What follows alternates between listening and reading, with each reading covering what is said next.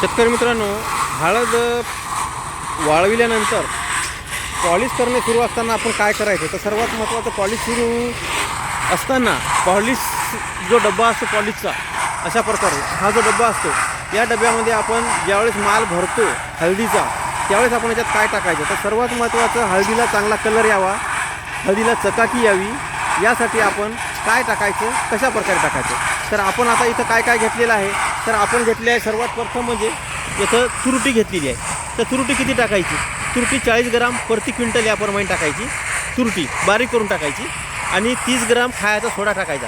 तर अशा प्रकारे दोन्ही टाकायचं.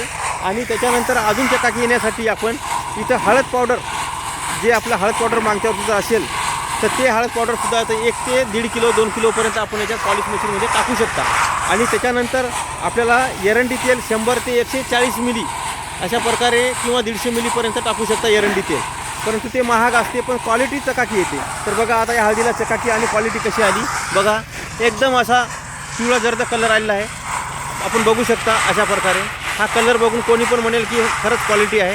तर अशा प्रकारचा पिवळा जर्द कलर आपल्या हळदीला येऊन जाईल, आणि आपली हळद ही आहे चमकदार अशी जबरदस्त दिसेल. बघा इथं पोते भरणं चालू आहे अशा प्रकारे, हे बघा, आणि क्वालिटी पण जबरदस्त आलेली आहे. तर अशा प्रकारची क्वालिटी आपल्याला बनवायची आहे.